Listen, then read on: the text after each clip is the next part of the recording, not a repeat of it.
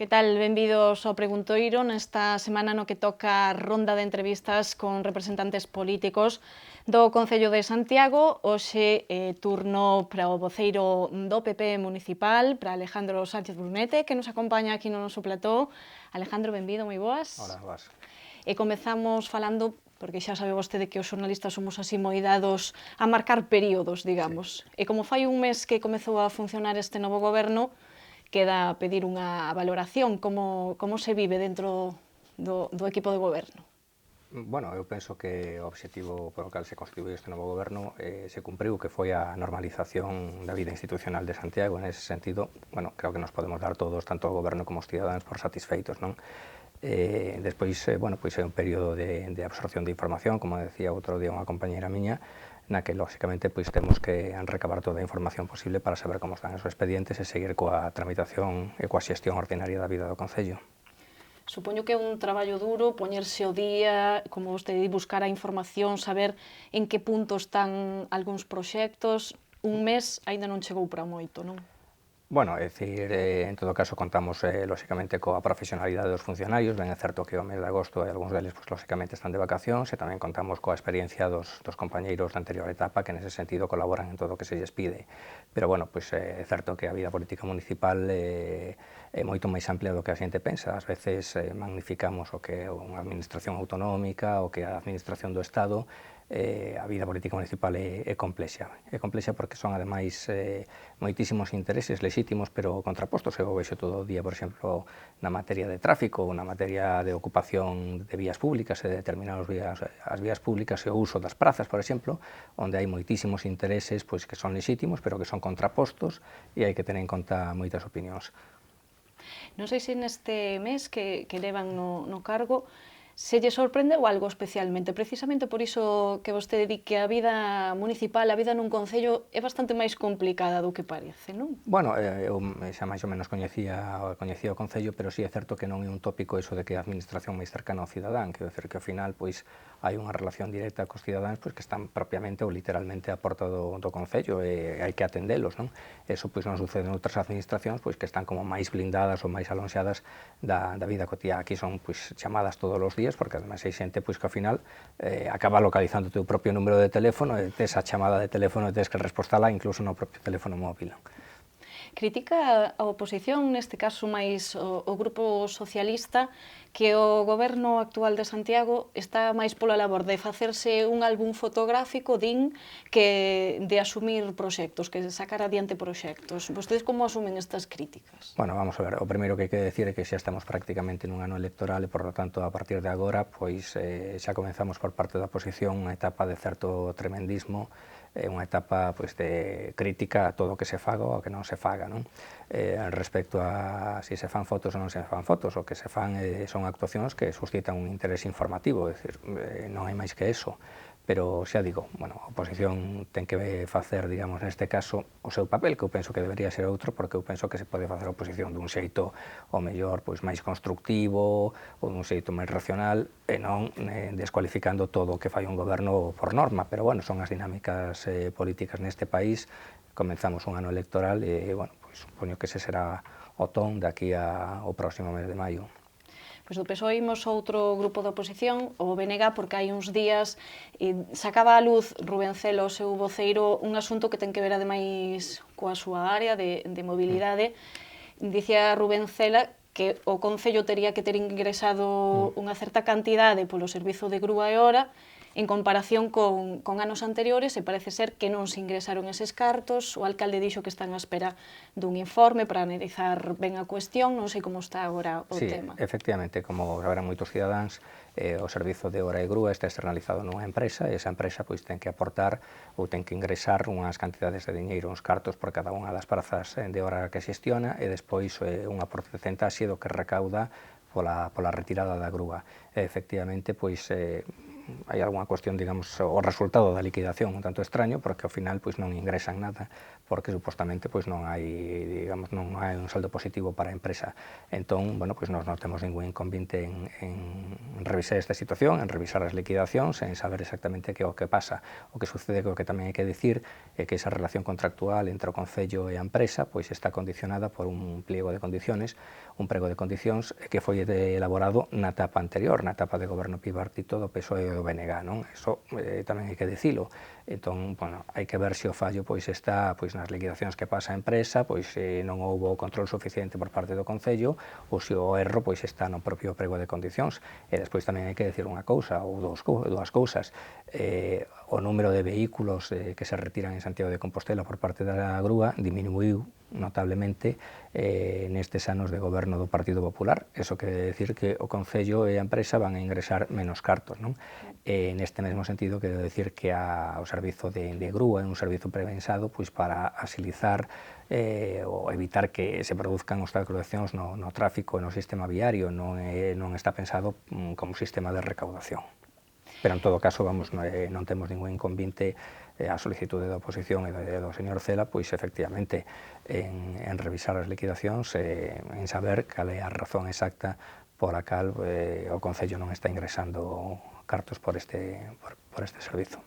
Precisamente, que ia recalcar que vostedes están analizando a situación e que non teñen ningún problema de transparencia nese asunto, digo, porque o BNG vai seguir insistindo no pleno. Non vai ser necesario que insistan, porque nos mesmos temos interés en saber por que as liquidacións son como son, e lle faremos unha contestación. Nos parece moi ben nese sentido que pregunten, pero vamos, que non é necesario que insistan, porque terán contestación para o pleno. Non sei se presentaron algunha iniciativa, ainda non me chegou, pero bueno, que será lóxicamente... E a súa intención, me parece, tamén. Sí, pero vamos, é que eu entendo, nese sentido entendo que sea o labor da oposición, interesarse por cuestións pois como mellor pois poden resultar pois un tanto extrañas, pero o labor do goberno é ser transparente, e imos ser transparentes e dar a resposta que corresponde, claro. Pois deixamos este asunto e imos a outros asuntos, neste caso de obras. Onte abríase o tráfico á Rúa de San Pedro, despois de máis dun ano de obras, por fin remataron, esa é a sensación un pouco que teñen os veciños, abriuse o tráfico rodado. Supoño que ainda é pronto para facer unha valoración por isto de que estamos en agosto, de que a xente ao mellor ainda non se enterou moi ben que xa se pode circular, pero como poderíamos valorar esa apertura? Bueno, a apertura é unha apertura absolutamente normalizada, pero ben é certo, como vostede indicaba, pois que non é o mes máis acaído para saber realmente como vai a funcionar a rúa, e particularmente a convivencia entre peóns e vehículos. Onte mesmo, pois, eu estive prácticamente, non toda a mañana, pero ao longo da mañana baixei varias veces a sala de pantallas da policía local, pois para ver como iba a rúa. Eran moi poucos aínda os vehículos que transitaban. O gallá non pasen demasiados, non? Pero é certo que estamos no mes de agosto, que hai xente que se habituou a circular por outras rúas, hai xente que non está en Santiago, hai xente que ao mellor non se enterou de que abriu a Rúa de San Pedro, e polo tanto o número de vehículos pois nestas datas non é indicativo do número de vehículos que ao mellor pois empezan a circular xa dentro de unhas semanas no mes de setembro. Entón, bueno, temos que agardar, e despois tamén temos que agardar tamén un tempo para que tanto os peóns como os propios vehículos se adapten visual ou espacialmente ao novo reparto de espazos que hai na rúa, non? Bueno, eu agardo que a situación se desenvolva dun xeito normalizado e que non haxa problemas maiores. Estamos abertos a facer algún tipo de axuste, porque ao mellor pois temos que pintar algún paso de peóns, ou ao mellor pois hai que modificar ou completar, digamos, o espazo de carga e descarga, aínda que non sexa na mesma rúa, pois en algunha rúa lateral. Bueno, hai algúns axustes que se poden facer. Estamos abertos a todo tipo de suxestións por parte dos veciños e por parte dos comerciantes. Onte falábamos co vicepresidente da Asociación A Xuntanza, desta asociación veciñal. Unha das súas principais preocupacións que nos transmitía dos veciños do barrio de San Pedro é a seguridade. Por isto de que se mezclen nesa rúa, ademais agora vai todo ao mesmo nivel. Non sei se están tamén pendentes de que se mezclen os coches coas persoas. Vamos a ver, non se van a mezclar os coches coas persoas, porque hai un sistema de volardos E ademais outro día comentaba un arquitecto municipal, non, que facía referencia a un estudio que se fixo en algún país nórdico onde indicaba que precisamente nas rúas onde, decir, non hai propiamente beirarrúas, ou a beirarrúa, o espazo da beirarrúa está ao mesmo nivel que o espazo da calzada, precisamente por eso, decir, os conductores ao final teñen unha actitude moito máis prudente, decir, por lo tanto vai haber unha prudencia instintiva por parte dos propios conductores, a marxe, bueno, pois da que a velocidade está limitada a 20 km por hora. Eu comprendo que nos primeiros días pode haber unha sensación subxectiva de inseguridade, porque, bueno, pois non hai ese elemento que é a diferencia de nivel da beirarrúa que topamos en outros ámbitos da cidade, pero isto está máis ou menos, penso que non hai, que nese sentido que non vai haber problema, vamos. O tema da peonalización queda un pouco aparcado porque ademais urxía abrir a Rúa de San Pedro por obras noutros puntos da cidade, pero non sei se teñen encamiñado en certa maneira o que queren facer no futuro. É que agora non o podemos ter encamiñado por varias cuestións. Primeiro, agora non sería, digamos, unha polémica estéril abrir o debate da penalización, non sería un debate fructífero, porque agora non pode ser pola razón de que o pechar Vasquiños, Santa Clara e Pastoriza, pois conxestionaríamos bastante esa zona. Temos de alguna maneira que seguir mantendo vías alternativas para a mobilidade, non? Pero aparte de eso, o que está claro é que tanto este tempo que no que estivo pechado a Rúa de San Pedro como este tempo no que vai estar pechado Vasquiños, Pastoriza, Santa Clara vai alterar o que son as relacións de mobilidade, os patróns dos propios conductores, non sabemos como vai quedar a cousa, quero dicer que o mellor pois dentro dun ano vemos pois que cambian os hábitos dos conductores, temos que agardar a ver como se asentan os novos patróns de mobilidade para a partir de aí pois tomar unha decisión. En principio, pois, a Rúa de San Pedro o que fixo foi reabrir máis ou menos en unhas condicións semellantes en canto a circulación as que tiña anteriormente. No futuro, bueno, pois, todo o debate se pode plantexar, pero bueno, ahora temos por diante meses con esta situación, cando menos, non? E, por outra banda, tamén, decir, antes de cambiar, digamos, o uso da rúa, o sistema circulatorio da rúa, tamén sería bo pois, que os propios veciños pois, se decantaran máis hacia un lado ou hacia outro, ou era un certo consenso, pero realmente tampouco hai, non? No que si parece que están de acordo veciños e goberno local en recomendar que a xente utilice máis a avenida de Lugo, que non se conxestione tanto o tráfico por esta zona e se utilice a Rúa de San Pedro como saída da cidade. É unha suxestión que eu fago, non? Penso que é intelixente utilizar a avenida de Lugo tanto en dirección norte como en dirección sur, pero particularmente en dirección norte. A avenida de Lugo é unha vía pois, de moita máis capacidade e non hai necesidade de atravesar a Verxea da Cerca, porque a Verxea da Cerca pois, xa ten que ser atravesada moitas veces polos pais que levan os nenos ao colexio, é unha rúa pois, que aglutina moitísimos colexios en Santiago, entón, na medida do posible, que se evite a Verxea da Cerca, que se utilicen pois, dous viais ou dos zonas da cidade, como poden ser pois, a zona de Galeras ou, sobre todo, a zona da avenida de Lugo. Bueno, a ver se a xente se vai acostumando. Bueno, eu estou certo de que, ao final, o problema do tráfico é un problema de hábitos, cambiar os hábitos. O que pasa é que, bueno, pois, temos os hábitos que temos, os homes vivimos moi vinculados, e digo os homes porque tamén nesto hai unha cuestión de xénero, non? Vivimos moi vinculados ao coche, digo que é unha cuestión de xénero porque, por exemplo, os datos indican que as mulleres pois, son moito máis propicias ou tendentes a utilizar o transporte público que os homes non, e os homes pois temos este hábito, e o hábito mellor de facer percorridos en coche de menos de 1 kilómetro, cousas así, claro. Ao final é inevitable que as cidades se conxestionen. O que pasa que tamén temos que ter en conta, temos que empezar a tomar conciencia de que son demasiados coches para unhas cidades que non poden ensanchar os seus viais. Entón, eu comprendo que a xente quera aparcar sempre diante do seu centro de traballo, diante da cafetería onde vai tomar algo, pero isto é que é moi complicado chegar ata o centro mesmo das cidades e atravesar as cidades. Onde sí que parece que está clara a peonalización é na carreira do Conde. Tamén se presentou o proxecto para actuar nesta zona hai uns días e non sei como vai a reaccionar ou que esperan dende o goberno, como reaccionen os veciños. Tamén criticaban, neste caso, a oposición, parece que tampouco están moi contentos con este proxecto porque dicían que fora un pouco unha sorpresa, que non se falara con ninguén deste proxecto. O que non se pode entender é que sexa unha sorpresa a humanización do ensanche. O ensanche, pois, hai que humanizalo. hai que humanizalo porque iso é calidade de vida para a xente. Entón, bueno, pois decidiuse optar pola humanización da Rúa Carreira do Conde.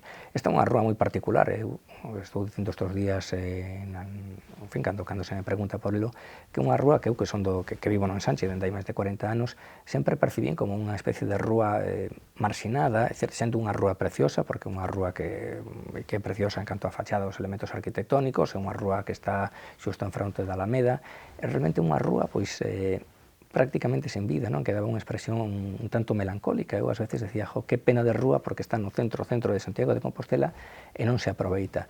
Bueno, pois isto é un modo de recuperar a rúa para a xente.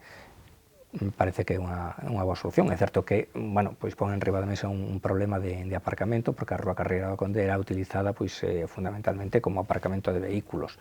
Bueno, pois aí haberá que buscar algún tipo de alternativa, aínda que eu pois estes días estou suliñando a idea de que cando se perden unhas prazas de aparcamento, a alternativa non é tanto buscar aparcamento como buscar outras solucións de mobilidade. Pero de todos os xeitos eu penso que en Santiago hai espazos para aparcar. Pensan que lle van sacar proveito entón a esa rúa máis do que ten agora? Bueno, eu penso que lle van a dar moito proveito os cidadáns de Santiago, é dicir, tanto os do Ensanche como, en fin, en xeral a xente que vai ao centro de Santiago, porque vai ser unha transformación dunha rúa, vai ser unha rúa chá, unha rúa moi propicia para pasear, é unha rúa que está ao lado da Alameda, en fin, penso que sí, é dicir. Imos ir agora dende o Ensanche, o casco histórico, para comentarlle un asunto que nos trasladaba esta mañá a concelleira do PSOE, Mercedes Rosón. Dicíanos os xornalistas que para eles o goberno local vai revisar o plan especial do casco histórico, pero como unha maneira de encubrir un plan novo, que o que quere o goberno local é facer un novo plan especial para o casco histórico. Vostedes como se defenden deste? Bueno, a esquerda sempre patrimonializa un pouco o que a protección dos cascos históricos, non? Ao final, pois, todo ten un punto de farsa, porque, bueno, pois isto se ve, por exemplo, en Santiago, cando falan, enchense a veces a boca falando, bueno, pois de protexer pois os cascos históricos e as zonas aledañas, e despois en Santiago pois construen a Casa da Xuventude, que é un auténtico adefesio. Entón, exixen os propietarios do casco histórico que non podan, o mellor, mudar o máis mínimo elemento, e cando pois a esquerda goberna fai o que lle dá exactamente a gana. Entón, neste punto que teño que decir é que, vamos, a xente pode ter absoluta confianza, absoluta tranquilidade de que o goberno do Partido Popular está comprometido, é dicir, coa defensa do casco histórico, pero tamén está comprometido, evidentemente, con conciliar a defensa do patrimonio coa calidade e coa posibilidade de vida das persoas. Pero é curioso, porque, é dicir, tantas veces nos tachan de conservadores, en este punto non nos recoñecen que sexamos conservadores, pois somos conservadores, que non se preocupen que tamén somos conservadores a efectos de preservar o patrimonio. Ademais, hai que sinalar que a UNESCO ven de distinguir novamente este casco histórico de Santiago.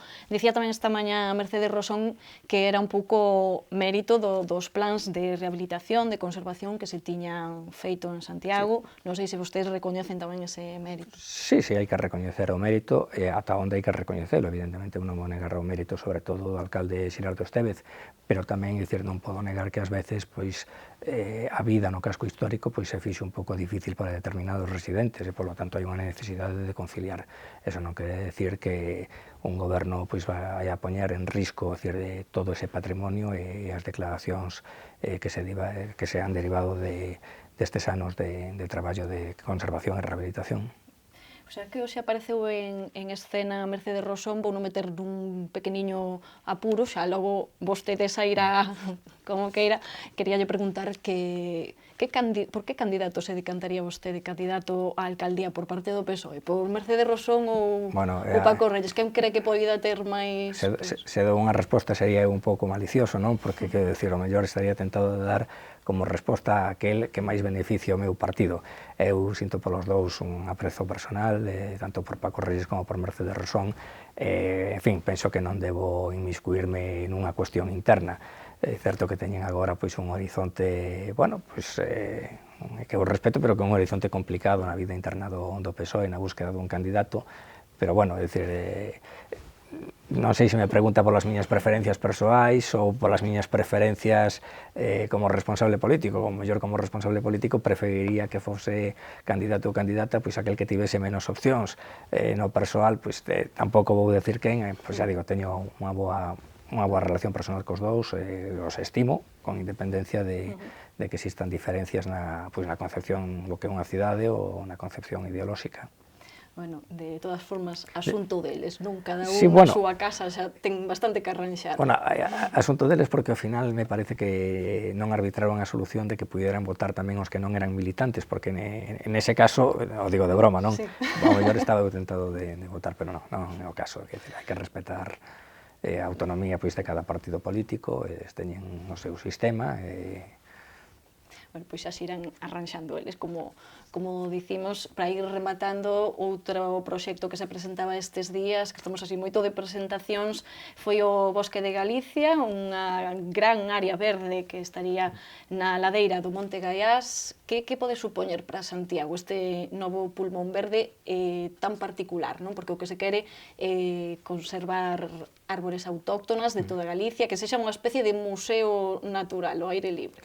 Bueno, eu penso que pode supoñer dúas cousas. Por unha parte, unha mellor integración da cidade e da cultura en todo o conxunto urbano de Santiago, e por outra parte, supón compensar un certo estereotipo, que non é un estereotipo malo, pero que é o estereotipo de pensar que Santiago é un bosque de pedra, así foi cualificado algunha vez nalgúna campaña promocional, non? Como bosque de pedra. Bueno, somos unha cidade de pedra, pero tamén somos unha cidade que pode ofrecer un valor botánico tamén, non?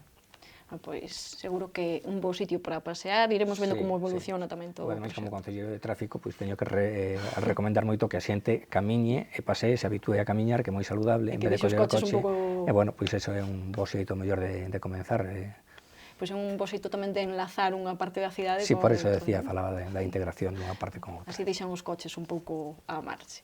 Pois, Alejandro, moitísimas grazas por acompañarnos aquí hoxe. Moi ben. Nos rematamos hoxe aquí o noso preguntoiro, mañá voltamos con máis entrevistas. Graciñas por atendernos.